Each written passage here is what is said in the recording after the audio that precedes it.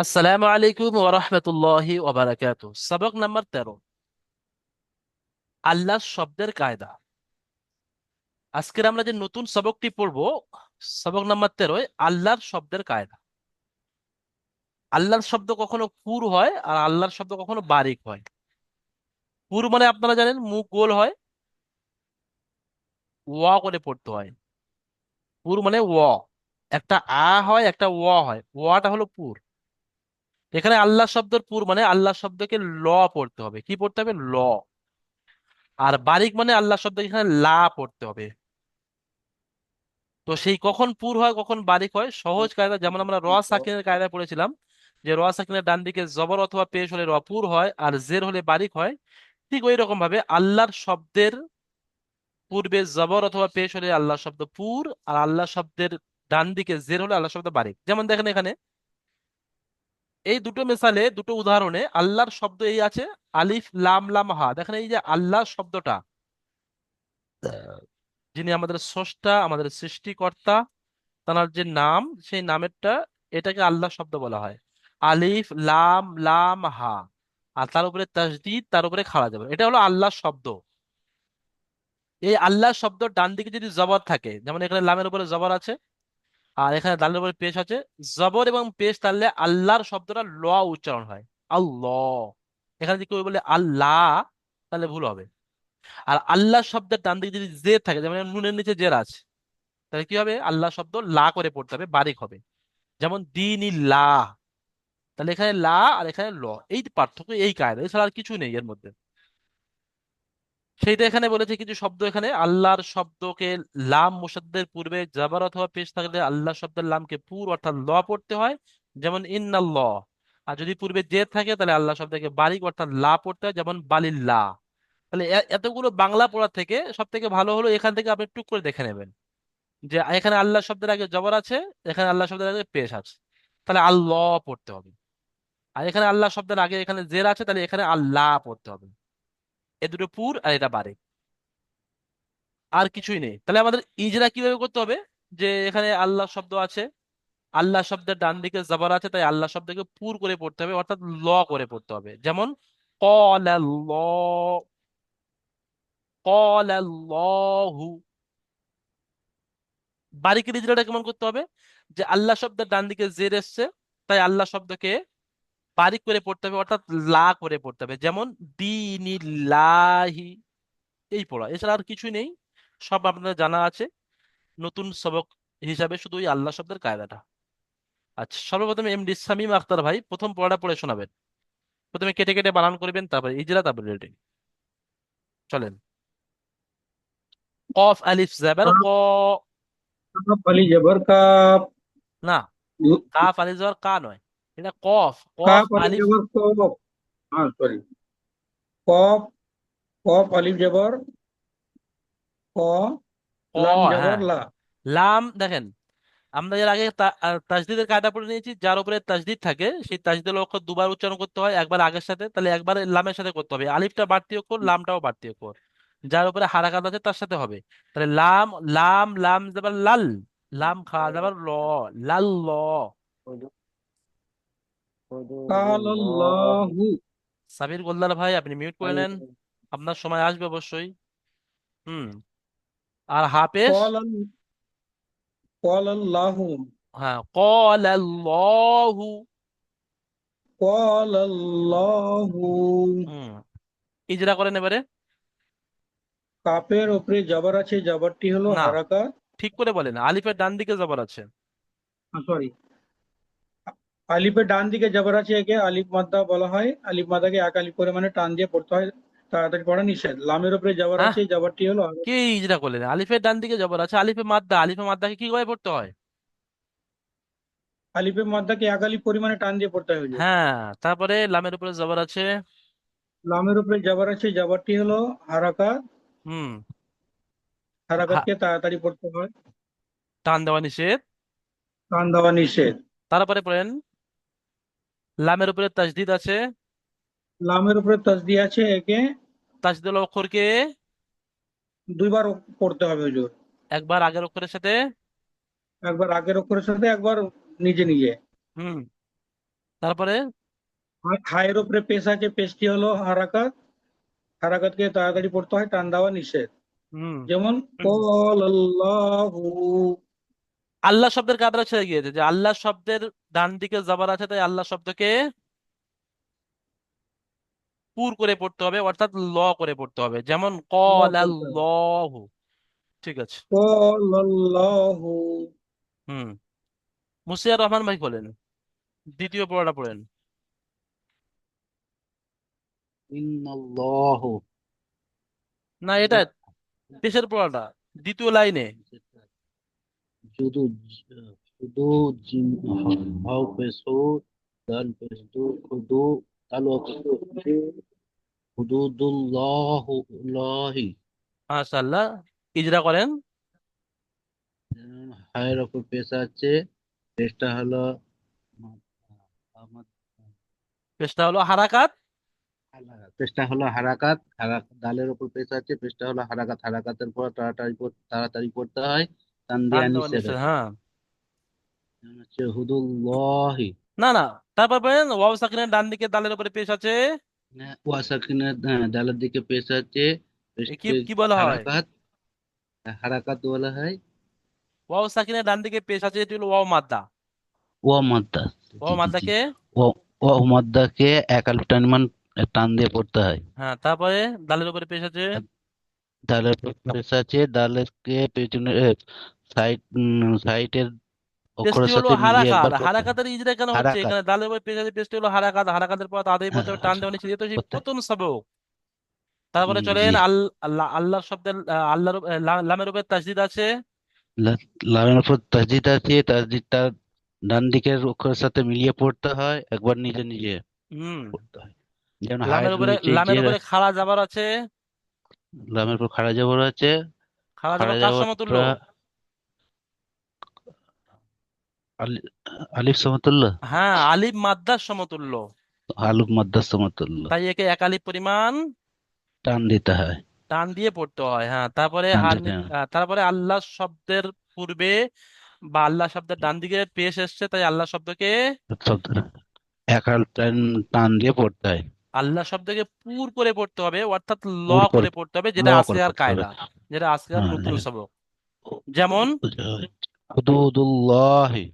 হুম, ইজরাটা মুসির ভাই আপনার খুব কাঁচা আছে, ইজরাটা পিছন দিক থেকে যে ভালো করে পাকা করবেন। মানে আগেরটা ধরতে পারেন, তা আগেরটা আমি আগে থেকে ছিলাম হুজুর, আচ্ছা আপনারা আচ্ছা, ঠিক আছে। শেখ নেন, শাহজাহান ভাই খোলেন, মানে আগে শেখ লিখে শাহজাহান নিছি। ভাই। শেখ শাহজাহান ভাইকে আমি পরে আসছি, আমি এখন পড়ার জন্য বলবো। শেখ শাহজাহান ভাই ব্যস্ত আছেন নাকি? আপনার পরে যাচ্ছে, সাবির গোল্লার ভাই আছেন। সাবির গোল্লার ভাই। হুম।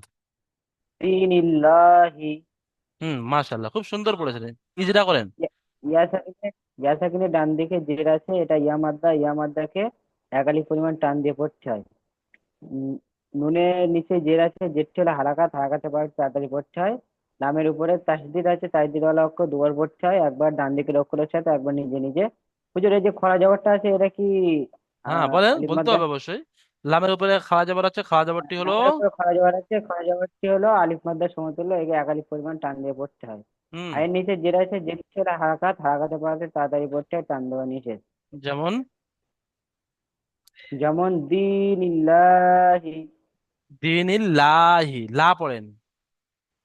দিন ইল্লাহি। হ্যাঁ, তাহলে এইটা বলবেন যে আল্লাহ শব্দের ডান দিকে জের এসছে, তাই আল্লাহ শব্দকে কি করে আল্লাহ, পড়তে হবে? তারিখ পড়তে হবে। বারিক করে পড়তে হবে, মানে লা করে পড়তে হবে, ঠিক আছে? আল্লাহ জি শব্দের ডান জি দিকে জি। জের এসছে, তাই আল্লাহ শব্দকে বারিক অর্থাৎ লা করে পড়তে হবে। যেমন দিনিল্লাহি। দিন ইল্লাহি। ঠিক আছে, মাশাআল্লাহ। হুম। এমডি মনজুর আহমদ ভাই, তারপরেরটা পড়েন তো, শেষেরটা একদম। হামজা মিম চলেন। জবর আম, রা লাম জের ইল, আমিল, লাম খাড়া জবর লা, হা জের কি, আমিল্লাহি। মিমের হামজার উপরে হামজার উপরে জবর আছে, এটি হলো হারাকাত, হারাকাতের পর আগে তাড়াতাড়ি পড়তে হয়, টান দেওয়া নিষেধ। মিমের উপরে সাকিন আছে, মিমটি হলো মিমের ডান দিকের অক্ষরের সাথে মিলিয়ে পড়তে হয়। রার নিচে জের আছে, এটি হলো হারাকাত, হারাকাতের পর তাড়াতাড়ি পড়তে হয়, টান দেওয়া নিষেধ। লামের উপরে তসদিদ আছে, তসদিদ আলা অক্ষরকে দুইবার পড়তে হয়, একবার ডান দিকের অক্ষরের সাথে, একবার নিজে নিজে। লামের উপরে খাড়া জবর আছে, খাড়া জবর হলো আলিফ মাদ্দা সমতুল্য, তাকে এক আলিফ পরিমাণ টান দিয়ে পড়তে হয়। লামের ডান দিকে জের আছে, এটা লাম বারিক হবে।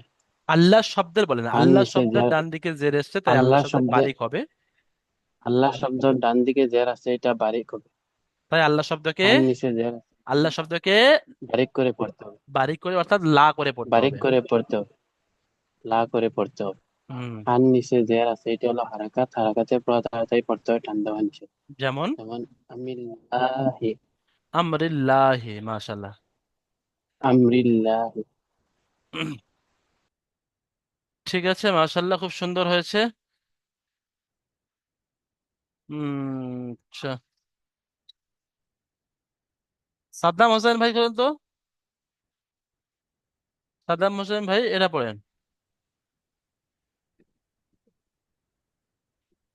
হামজার ই, নুন জবর না,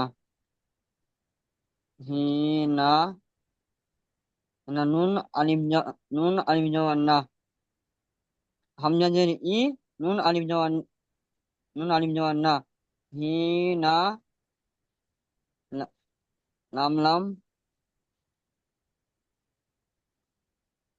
হামজা নুন জের ইন, নুন লাম জবর নাল, ইন নাল, লাম খালা জবর ল, ইন্নাল্লাহ লা, হা জবর হা, ল, ইন্নাল্লাহ। ইজরা করেন। ইন্নাল্লাহ। হুম। হামজার নিচে জের আছে, জেরটি হলো হারাকাত, হারাকাতের পর তাড়াতাড়ি পড়তে হয়, টান দেওয়া নিষেধ। নুনের ওপরে তাইতিজ আছে, তাইতিজ হলো অক্ষরকে একবার নিজে নিজে, একবার আগের অক্ষরের সাথে মিলিয়ে পড়তে হয়, একবার নিজে নিজে পড়তে হয়। হুম। আর লামের উপরে তাইতিজ আছে, তাইতিজ হলো অক্ষরকে, দুবার পড়তে হয়। তাইতিজ হলো অক্ষরকে দুবার পড়তে হয়, একবার একবার নিজে আগে, নিজে পড়তে হয়, একবার আগের অক্ষরের সাথে মিলিয়ে। একবার একবার আগের অক্ষরের সাথে মিলিয়ে পড়তে হয়। আচ্ছা, লামের উপরে সাদ্দাম খাড়া হোসেন ভাই জবর বলেন, আছে, খাড়া জবরটি আলিফ তাসদীদুল মাদ্দা। অক্ষর দুবার পড়তে হয়, একবার নিজের সাথে একবার আগের সাথে। আচ্ছা, কোনটা প্রথমে পড়তে হয়, আগের সাথে প্রথমে পড়তে হয় না নিজে নিজে প্রথমে পড়তে হয় বলেন তো? প্রথম আগের সাথে পড়তে প্রথমে হয়। আগের সাথে, তাহলে বলার ক্ষেত্রে ওরকম বলতে হবে যে তাসদীদুল অক্ষর দুবার উচ্চারণ হয়, একবার আগের সাথে মিলিয়ে, একবার নিজে নিজে। যেটা হ্যাঁ, প্রথমে হয় একবার সেটা প্রথমে একবার বলবেন। নিজে নিজে পড়তে হয়। হুম। তারপর লামের উপরে খাড়া জাবার আছে, খাড়া জাবারটি আর আলিফ মাদ্দার সমতুল্য। তাই একে একালি পরিমাণ টান দিয়ে একে পড়তে হয়, আলি ওটাকে আমি বলে দেবো। একালি, একালি পরিমাণ টান দিয়ে পড়তে হয়। হুম, পরীক্ষা যখন হবে তখন কিন্তু আর মমতাহিন বলে দেবে না আপনার। এখন আমি বলে দিচ্ছি, কিন্তু পরীক্ষার সময় কিন্তু হুজুর বলে দেবে না। হার উপরে জবর আছে। হার উপরে জবর আছে, জবরটি হলো হারাকাত, হারাকাতের পর তাড়াতাড়ি পড়তে হয়, টান দেওয়া নিষেধ। যেমন ইন্নাল্লাহু, ইন্নাল্লাহা, এখানে ইনটা নুনের উপরে তাসদিদ ইন্নাল্লাহু, থাকলে গুণনা করা হয়, আমরা ওখানে পড়ে এসেছি তাসদিদের কায়দায় যে মিম এবং নুনের উপরে তাসদিদ থাকলে একালি পরিমাণ গুণনা করতে হয়। তাই নুনটাকে গুণনা করব। আর আল্লাহ শব্দের উপরে খাওয়া যাবার আছে, আল্লাহ শব্দকে একালি পরিমাণ টান দেবো, দিয়ে ইন্নাল্লাহা। দেখেন আমাদের সাদ্দাম হোসেন ভাই, ইন্নাল্লাহ। ঠিক আছে, আপনার ইজরাটা খুব সুন্দর, হুম, তবে কিন্তু আপনার কেটে কেটে বানানটা ওখানে একটু কাঁচা আছে, আপনি কেটে কেটে বানানটা বেশি প্র্যাকটিস করবেন। ঠিক আছে, বাদশা মির ভাই করেন। বাদশা ঠিক মির আছে। ভাই শেষেরটা পড়ে দেন, মাঝখানেরটা।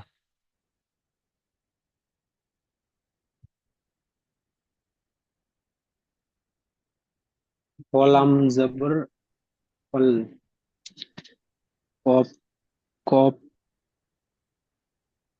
কফ লাম পেশ, কলাম জবর খল, কপ লাম পেশ কল, খ কল লাম কল, জাবার খল, কফ লাম পেশ কুল, খল কুল। তারপরে লাম খাওয়া কলাম যাবার, জবর খল, খল, লাম খাড়া জবর লা, লাম খাওয়া যাবার লা নয়, লাম খাওয়া খলকুল্লা, যাবার ল, খল লাম কুল খাড়া ল, জবর ল, হাজের হি, খলকুল্ল কল হাজের হি, কুল্লাহি। খল, আচ্ছা বলেন, এখানে বাদশা মির ভাই এখানে লা হবে না ল হবে, কেন ল হবে, লা কেন হবে না? কি কায়দা আছে বলতে পারবেন? এখানে আল্লাহ শব্দ, আল্লাহ শব্দের আগে পেশ এসছে, সেই জন্য এখানে ল ল পড়তে হবে, হবে, লা মাশাআল্লাহ, হবে না। ঠিক আছে। হ্যাঁ, এখানে আল্লাহ শব্দের ডান দিকে পেশ এসেছে তাই আল্লাহ শব্দকে পুর করে পড়তে হবে, অর্থাৎ ল পড়তে হবে। যেমন ল পড়বে, খলকুল্লাহি। ঠিক আছে, খলকল, বাকি তো ইজরা আপনাদের জানা আছে। খলকুল্লাহি। ঠিক আছে জি জি। বাদশামির ভাই, আপনি মিট করে নেন। এখন দেখেন এখানে 7 নম্বর মাখরাজ থেকে নিয়ে 10 নম্বর মাখরাজে অনুশীলন করে আমরা এটা করব শেষে। আল্লাহ শব্দের লাম, এত ডিস্টার্ব হচ্ছে আজকে কারেন্টের সমস্যাটা, প্রচুর ডিস্টার্ব করছে। এত ডিস্টার্ব হচ্ছে কেন?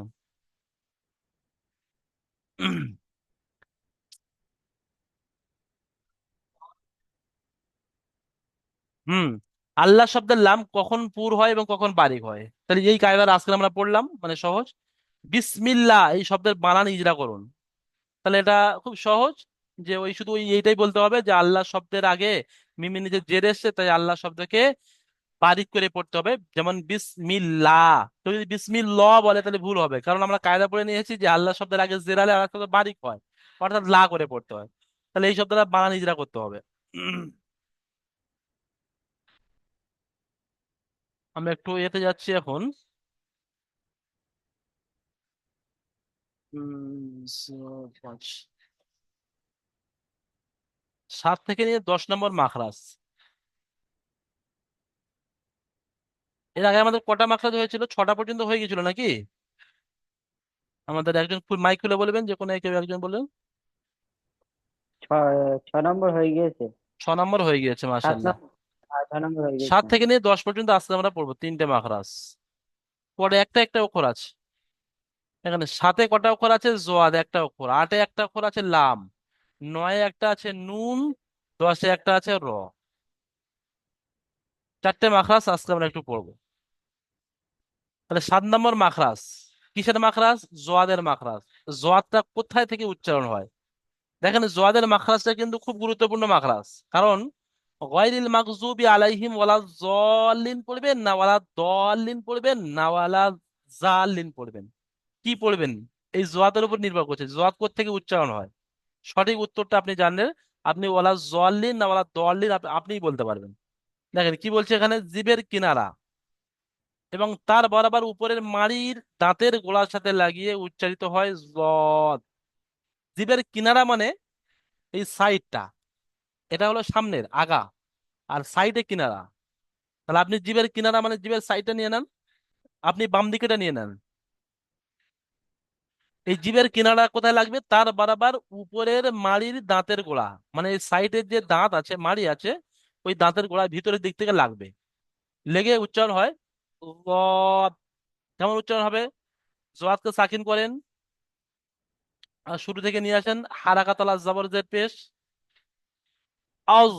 দেখেন আজ, ইজ, সাইডে জিভটা লাগছে দাঁতের গোড়ায় আজ। ইজ, কেউ যদি সাইডে দাঁতের গোড়ায় না লাগায় তাহলে তার সঠিক উচ্চারণটা হবে না। আজ, ইজ, উজ। গায়রিল মাগযুবি আলাইহিম ওয়ালাদ-দাল্লিন। ওয়ালাদ-দাল্লিন বললে জিভের আগাটা সাইডে লাগবে না, জিভের সাইডটা লাগবে না। তাহলে এটা কি? আপনারা শুধু এতটুকু মুখস্থ করে নেবেন যে জিভের কিনারা তার বরাবর উপরের মাড়ির গোড়ার সাথে লাগিয়ে উচ্চারিত হয় জদ, যেমন আজ, ইজ, উজ।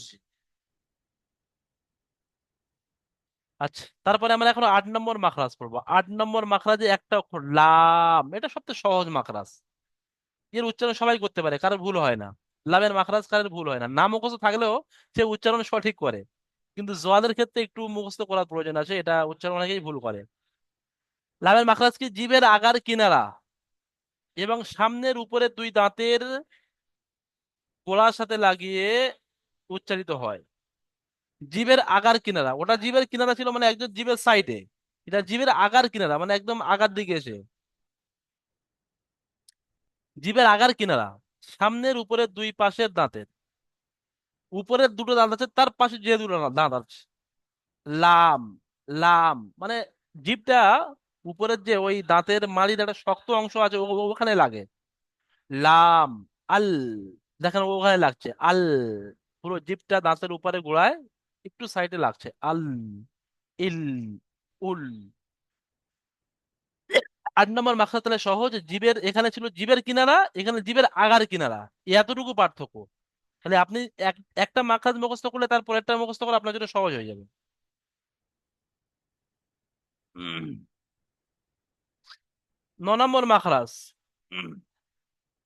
কি আছে? নুন আছে, নুন। নুন জিভের আগা, তার বরাবর উপরের তালুর সাথে লাগিয়ে উচ্চারিত হয়। নু আন, ইন, উন। ডাইরেক্ট জিভের আগা, জিভের আগার কিনারা নয় কিন্তু, জিভের আগা। জিভের আঘাত তার বরাবর উপরে তালুর সাথে লাগিয়ে উচ্চারণ হয় নুন। যেমন আন, ইন, উন। এটা সহজ মাখরাজ। এ অক্ষরের মাখরাজ কারের নাম মুখস্থ থাকলেও কারের ভুল হয় না। তারপরে আপনারা পরীক্ষার জন্য মাখরাজ মুখস্থ করে নেবেন।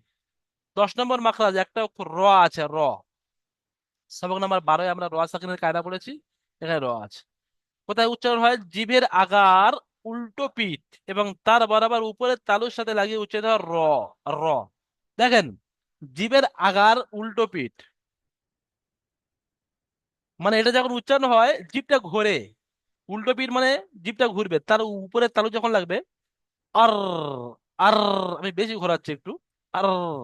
তো এইরকম ভাবে জিভের আগার উল্টো পিঠটা উপরের তালুর সাথে যখন লাগবে তখন অটোমেটিক জিভটা ঘুরবে একটু হালকা, আওয়াজের মধ্যে একটা ঘোরার ভাব আসবে।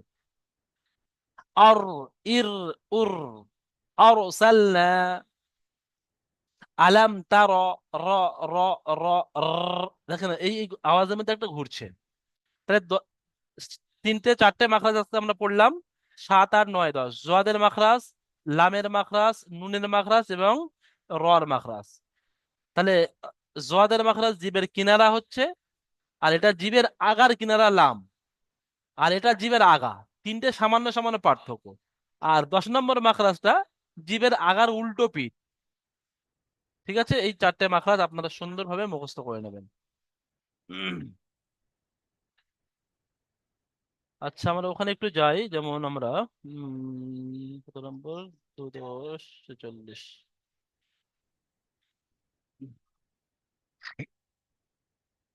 হুম।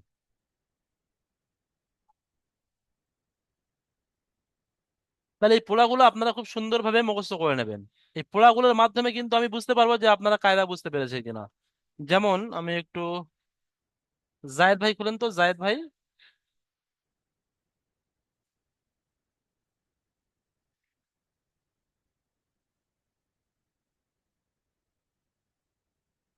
হ্যাঁ, জায়েদ ভাই খোলেন।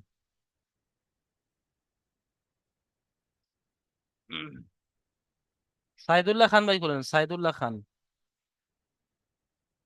হ্যাঁ হ্যাঁ, হুজুর। পড়েন, এখান থেকে পড়েন। প্রথম থেকে পড়েন, শুধু শুধু রিডিং পড়বেন। قال الله ক্বালাল্লাহু, হুটা পড়েন। قال الله হ্যাঁ, এখানে যদি কেউ কলা লা পড়ে তাহলে আমি বুঝতে পারবো যে আপনার কায়দা মুখস্থ হয়নি। ঠিক আছে, মাশাআল্লাহ, সুন্দর পড়েছেন। তারপরে এটা পড়েন, إن الله ইন্নাল্লাহা। ঠিক আছে, إن মাশাআল্লাহ। الله আচ্ছা, إن শেষেরটা পড়েন তো, الله কোনটা হুজুর? শেষেরটা। আচ্ছা। সাইদুল্লাহ ভাই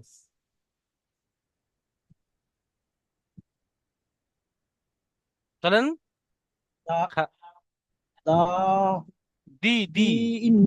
হ্যাঁ দি ইন্নাল্লাহ হ্যাঁ, দিনিল্লাহ, এটা লা হবে, দিনিল্লাহি। ইল্লাহি।